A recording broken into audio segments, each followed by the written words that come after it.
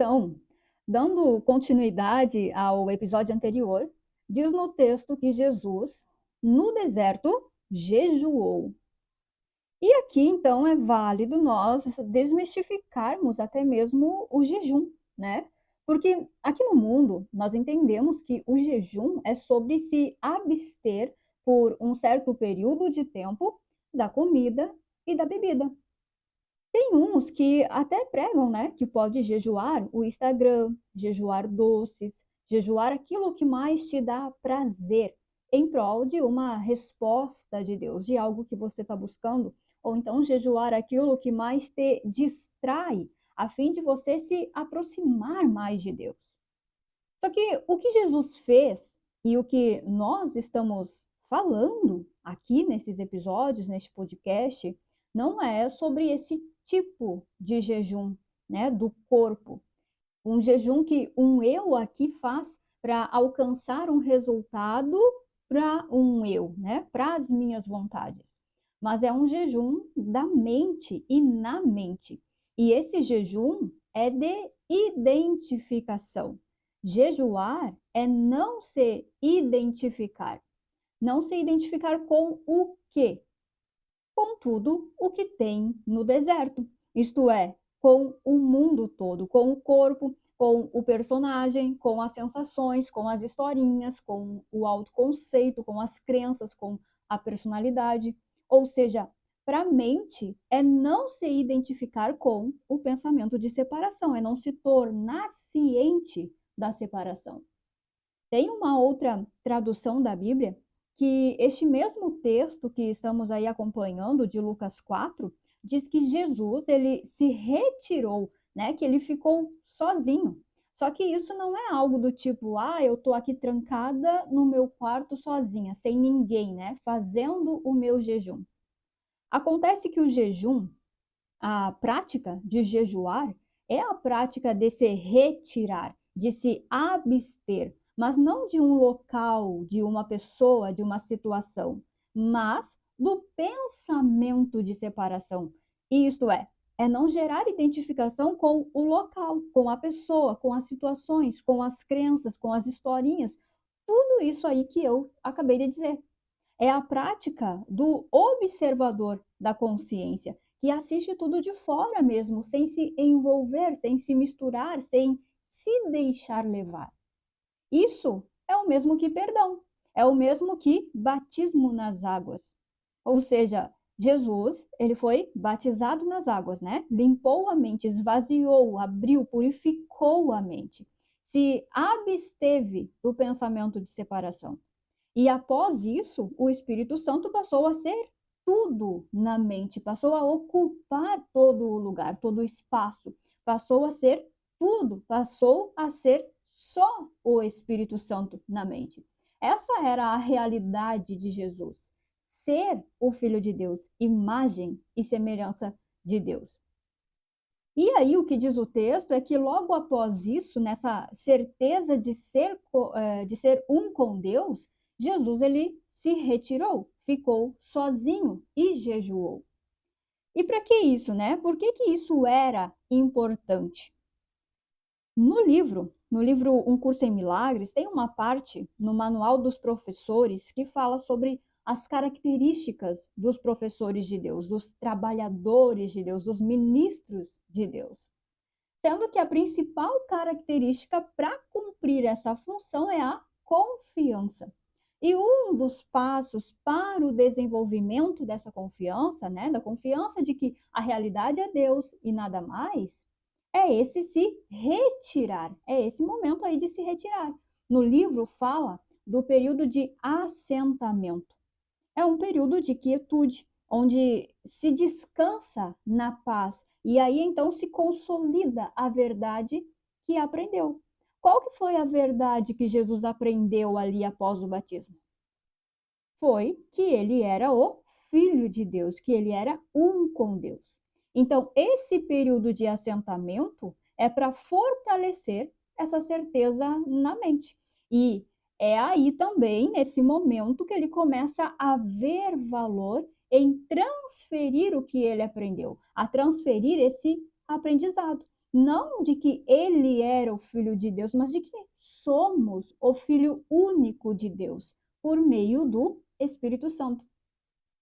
No livro, diz que esse período de assentamento é necessário, é importantíssimo, mas ainda tem mais.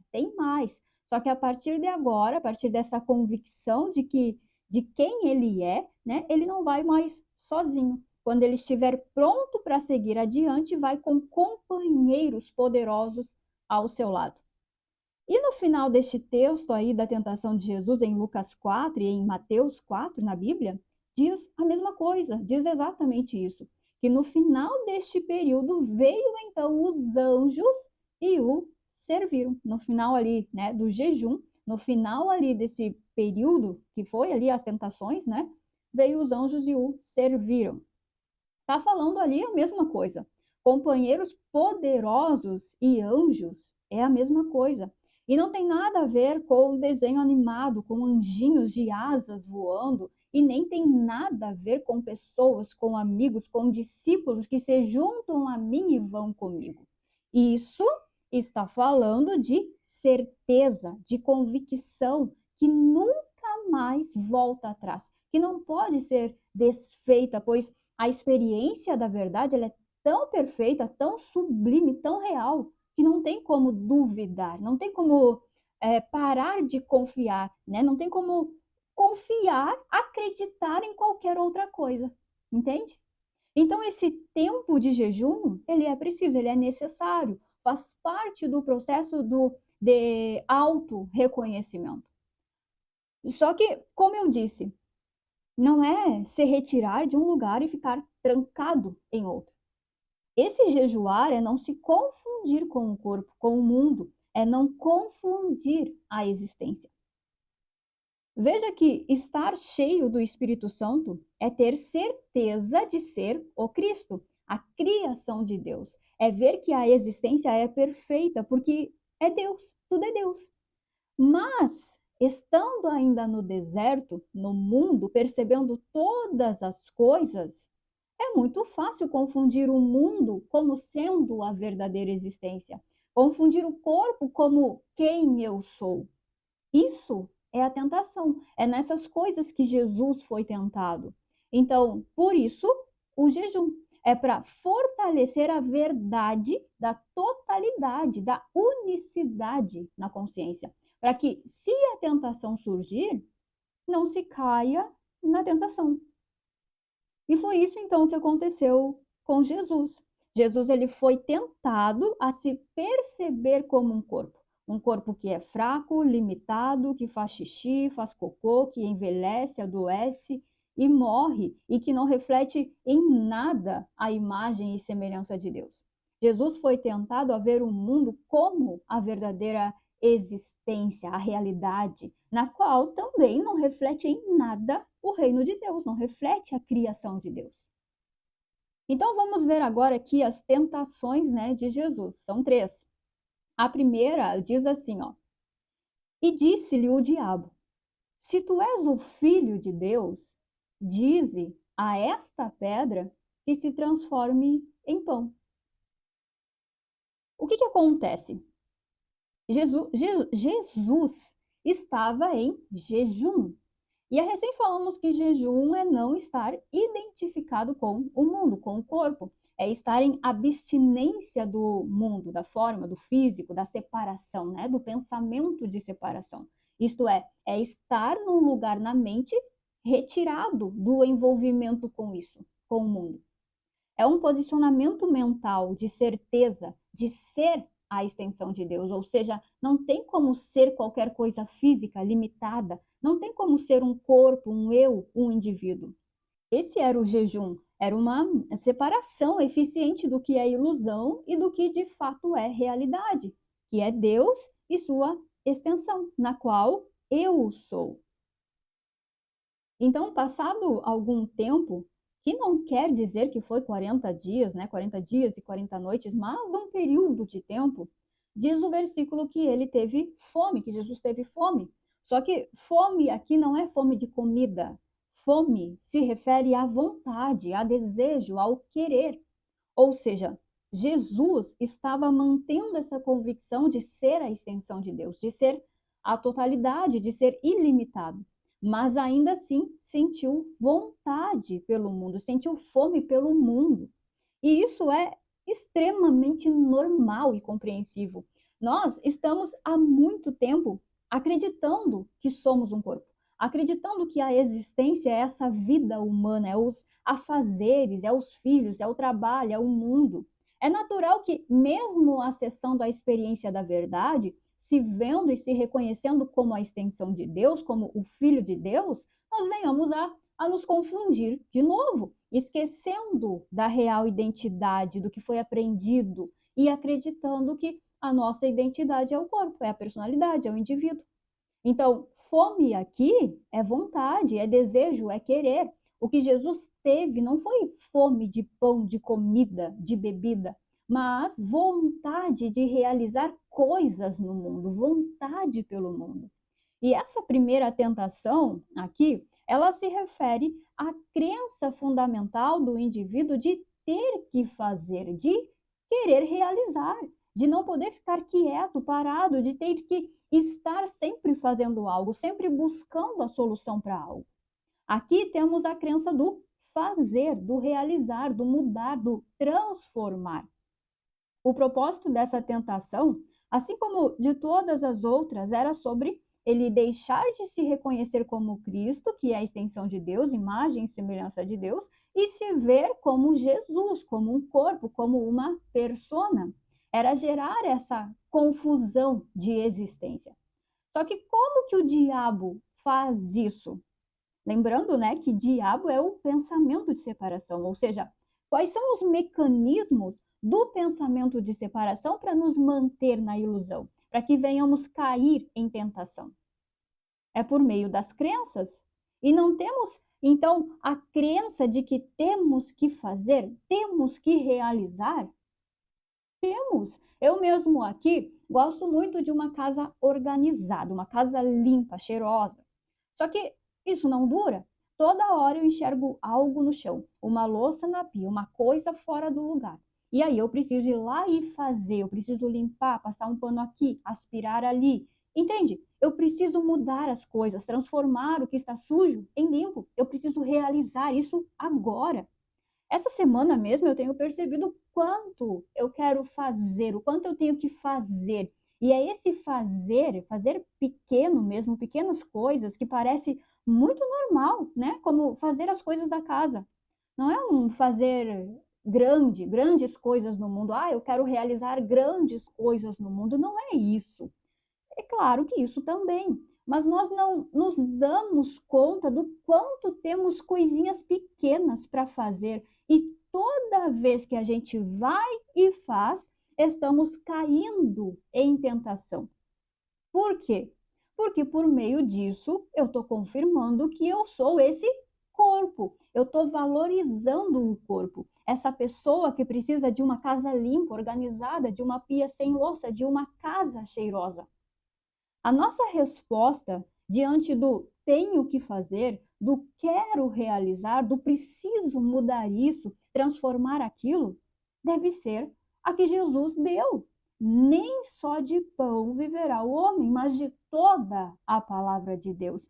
Ou seja, a vida não se baseia no fazer. A vida não tem nenhuma relação com o fazer. A vida não se mistura com a louça, com o corpo, com a sujeira no chão. A vida não depende disso. A existência não depende disso, dessas coisas, mas da minha convicção em Deus, da minha certeza de ser a vida, de ser o que Deus é, de ser imagem e semelhança de Deus.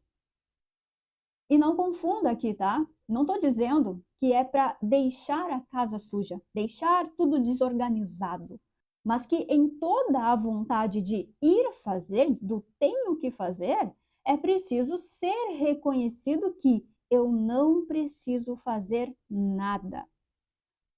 Tem uma seção aqui no livro de Um Curso em Milagres, no capítulo 18, que se chama Eu não preciso fazer nada. E tem uma partezinha neste texto que diz assim, ó, Fazer qualquer coisa envolve o corpo. E se reconheces que não precisas fazer nada, terás retirado o valor do corpo da tua mente. E essa é a tentação. É após se reconhecer como o Filho único de Deus, valorizar o corpo. É se saber imagem e semelhança de Deus, mas se confundir com o corpo. Isso é tentação, porque o corpo não é o Filho de Deus, não é imagem e semelhança de Deus. O Filho de Deus, o Espírito Santo, que é essa extensão de Deus, o pensamento de Deus, não precisa fazer nada, porque ele não é um corpo. Então, diante da tentação de qualquer certeza de que algo precisa ser feito, antes de considerar o que precisamos fazer, é preciso lembrar que não precisamos fazer nada, que foi o que Jesus fez. Foi a resposta que Jesus deu à certeza de que ele precisava fazer alguma coisa no mundo. E aí, nós temos a segunda tentação. Diz assim, ó: então o diabo o transportou à cidade santa e colocou-o sobre o pináculo do templo. E disse-lhe: se tu és o filho de Deus, lança-te de aqui abaixo, porque está escrito que aos seus anjos dará ordens a teu respeito, e tomar-te-ão nas mãos, para que nunca tropeces com o teu pé em alguma pedra. Essa tentação, ela fala sobre outra crença base aí do indivíduo, dessa pirâmide, né, do indivíduo, que é o ter. E aqui, além do ter, tem algo que é muito comum, algo que todos nós vemos muito acontecer, que é a distorção do que Deus é, do que Deus faz, do que Deus fala. Essa distorção acontece pelo diabo, ou seja, através da separação, por causa da separação. Essa distorção acontece porque a minha fé, a minha certeza está no corpo, está na separação. Onde tem certeza na separação, tem distorção da verdade, tem distorção da realidade. E é porque tem essa distorção da realidade é que se tem a crença de que é preciso ter. Ou seja, as duas coisas elas andam juntas. Assim como onde tem a distorção do que é real, tem-se qualquer outro tipo de crença e qualquer outro tipo de interpretação, né? Não é só aqui com essa crença do ter. É com todas, na verdade, mas é que agora a gente está falando dessa, né? E até porque o contexto aqui desse versículo, ele mostra isso. O diabo aqui, ele pega a palavra de Deus, distorce ela como se ela fosse uma promessa para o corpo, né, para a pessoa, e então ele tenta Jesus através dessa distorção. Só que, mais uma vez, né, diabo não é um ser à parte de mim, não é alguém que chega ali e fica tentando. Diabo é a minha crença de que eu sou um ser separado, é a minha certeza de que eu sou o corpo, de que eu sou essa pessoa. Ou seja, eu achando que eu sou a Bruna. E porque eu sou a Bruna, eu quero ter um carro, eu quero ter uma casa, eu quero que o meu negócio dê certo, eu quero ter a resposta desse jeito, eu quero que meu filho seja assim e assado, eu quero que meu marido faça isso, entende? E porque eu quero tudo do meu jeito, é que eu tento a Deus.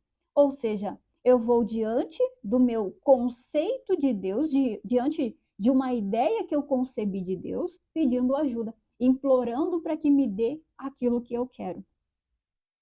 Às vezes, eu não sou do tipo que fica pedindo coisas para Deus, do tipo que fica tentando a Deus, né, pedindo assim, ó. Mas no meio de uma situação difícil, no meio de uma situação ruim, amedrontadora, pavorosa, aí eu não me aguento. Aí eu corro para pedir o livramento, mesmo que sem palavras, né? Mas lá no fundinho, o que eu mais quero é que Deus me ajude, que cuide de mim, que me proteja, que me dê o livramento. Isso é distorção da palavra de Deus. Isso é distorção do que Deus é distorção da realidade. E distorcendo, eu vou tentar a Deus, eu estou tentando a Deus.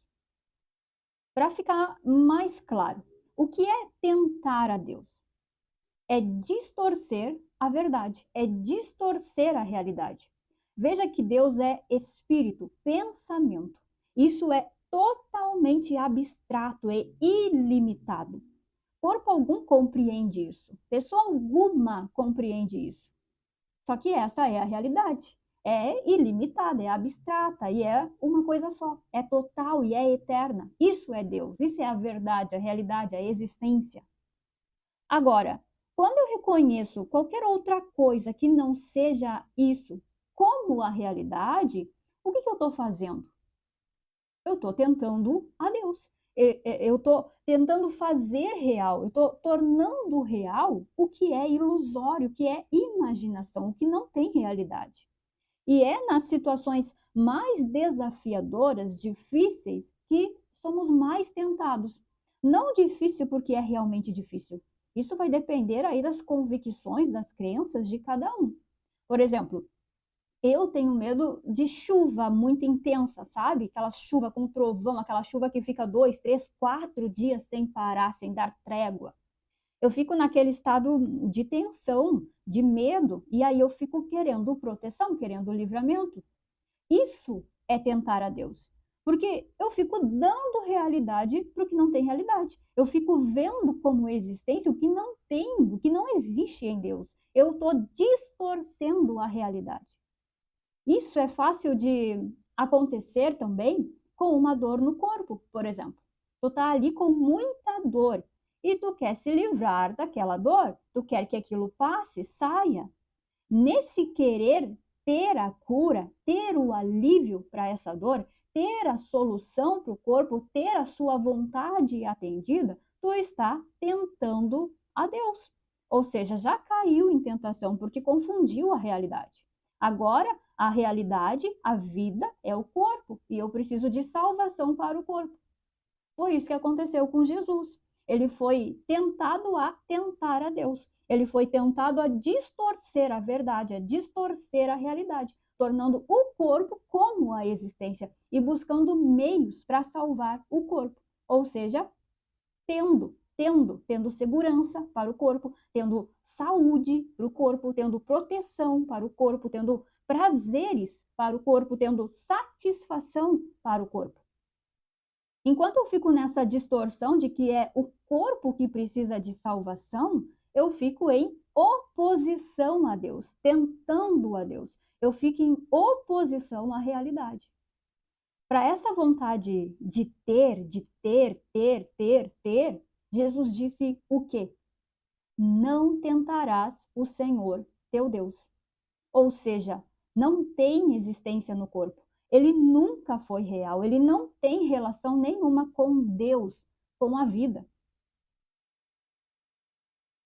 E aí, depois dessa, temos a terceira tentação que diz assim, ó: novamente o transportou o diabo a um monte muito alto e mostrou-lhe todos os reinos do mundo e a glória deles. E disse-lhe: tudo isto te darei, se prostrado me adorares. Essa última tentação, ela se refere ao ser, a crença de que eu preciso ser importante, ser amado, ser alguém, ser especial, ser honrado, ser respeitado, ser poderoso, eu quero ser reconhecido, eu quero ser bonito, sabe? Só que só tem essa crença porque abaixo dela tem uma outra, que é a crença, é a certeza de que eu não sou. Se eu não sou, então eu preciso ser. Se eu já sou, então eu não preciso ser, eu já sou. Entende? E qual que é a lógica aqui? Porque o diabo, ele chega e diz assim, ó: eu te darei toda a glória, eu te darei o poder, o louvor, se tu me adorares. E o que que é, então, adorar? Adorar é se importar, é dar preferência, é priorizar, é focar. Ou seja, tudo que eu focar, priorizar, entrar de cabeça, eu vou ter sucesso. Eu vou ser bem-sucedido. Nisso eu vou ser importante. Nisso eu vou ser reconhecido. Nisso eu vou me tornar especial. Eu vou ser honrado. É bem simples, isso é bem simples e bem lógico. Se eu quero ser a melhor vendedora e reconhecida por isso, é só eu focar e me dedicar a isso, priorizar isso, e eu vou ser. Ou seja, é só prostrado me adorar, focar em mim, priorizar, que eu te dou, que você vai ter.